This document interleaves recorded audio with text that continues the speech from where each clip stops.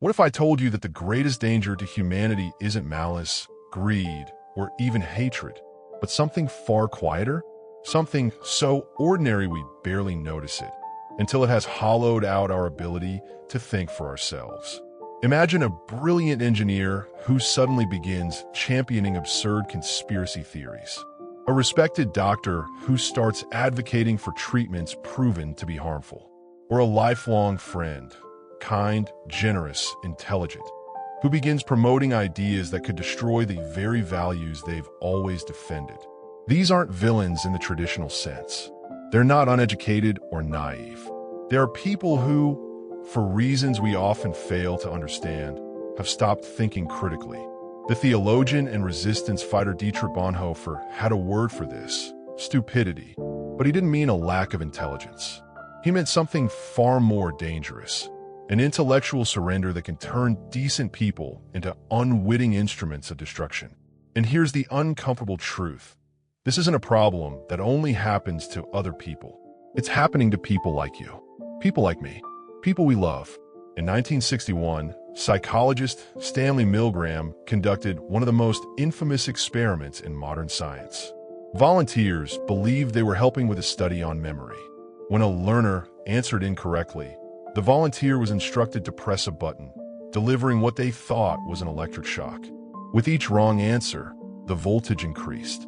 The learner, an actor, screamed in pain, begged for the shocks to stop, and eventually went silent. Yet, urged on by the authority figure in a lab coat, 65% of participants pressed the button all the way to what they thought was a lethal level. These weren't sadists. They were normal, everyday people. They weren't lacking intelligence. They had simply stopped relying on their own moral compass and allowed someone else to think for them. This is the very phenomenon Bonhoeffer saw play out in Nazi Germany. And what he concluded is as chilling now as it was then. Bonhoeffer wasn't an academic who spent his life safe in an office. He was a pastor born in 1906 into an educated and respected German family. His father was one of the leading psychiatrists of the era. Bonhoeffer had every reason to believe in the power of reason, knowledge, and discussion. Yet, as the Nazi regime rose, he watched in horror as his peers, professors, clergy, doctors, embraced policies that violated every ethical principle they had once upheld. From his prison cell in 1943, awaiting execution for his role in a plot to assassinate Hitler, Bonhoeffer wrote his most haunting insight. Against stupidity, we are defenseless. Neither protests nor the use of force accomplish anything here. Reasons fall on deaf ears. To Bonhoeffer, evil often contains the seeds of its own destruction, because evil knows it's evil. But stupidity is different. It believes it's doing good, and that makes it almost impossible to correct. When Bonhoeffer spoke of stupidity, he wasn't referring to low IQ or lack of schooling. He meant something we might call functional stupidity, the willingness to stop thinking when thinking becomes hard or costly. It doesn't arise in a vacuum. It flourishes in certain conditions. In group settings, for example, individuals often surrender their independent judgment to the collective.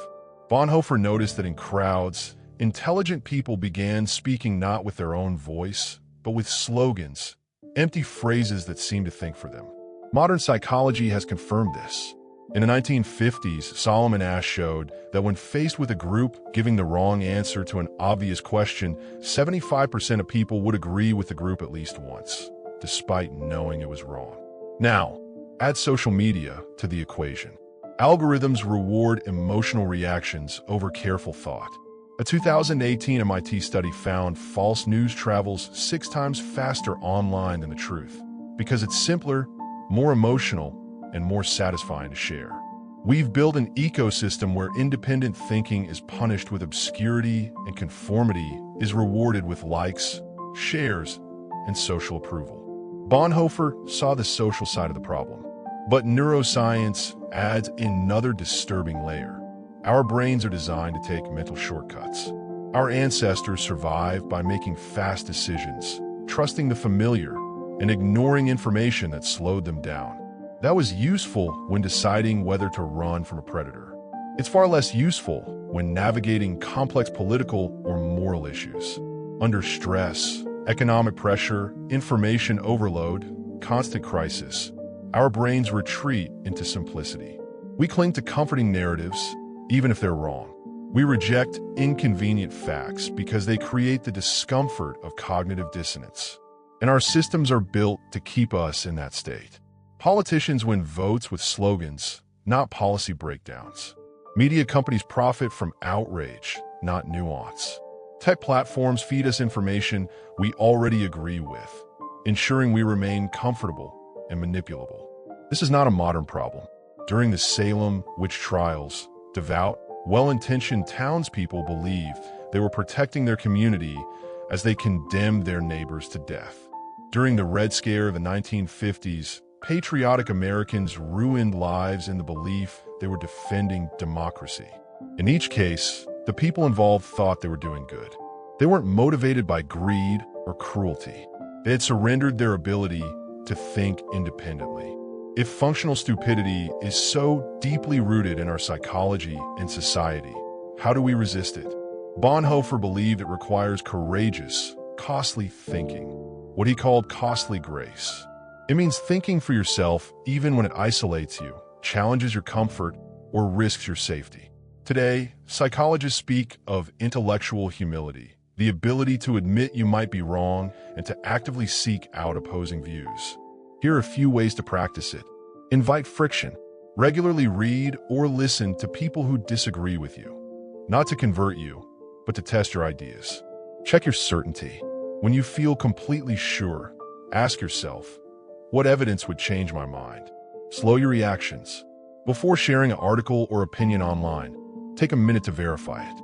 Say, I don't know. In a culture that prizes confident ignorance, honest uncertainty is a radical act. But this can't just be an individual battle. We need systems that make honest thinking easier. That means transparency in algorithms, public education and media literacy, and economic policies that reduce the stress pushing people toward mental shortcuts. If people aren't constantly fighting for survival, they have more energy for careful thought. Bonhoeffer could never have imagined the power of today's technology. Where Nazi propaganda spread through radio and newspapers, we now have AI-driven systems that know exactly how to exploit our psychological vulnerabilities.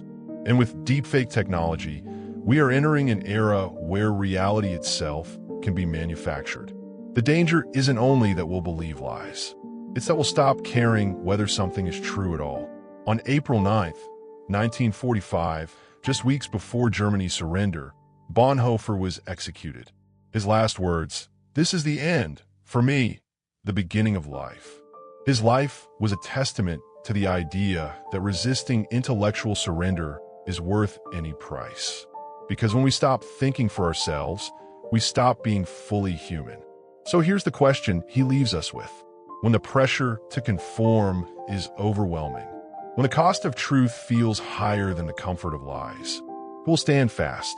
It won't be the smartest or the most educated who resist. It will be those willing to choose curiosity over certainty, truth over comfort, thinking over reacting. Because the tragedy of intellectual surrender is that it often feels like freedom. And the victory of intellectual courage is that it almost always feels uncomfortable. So this week, I challenge you. Pick one belief you hold strongly. Spend 30 minutes exploring the best arguments against it. If it survives, you'll understand it more deeply. If it doesn't, you'll be closer to the truth. In a world built to profit from our mental surrender, the simple act of thinking independently might be the most radical thing you can do. Because every time you choose evidence over assumption, patience over outrage, and curiosity over fear, you are defending not just your own mind, but the very possibility of human wisdom in an age of artificial stupidity.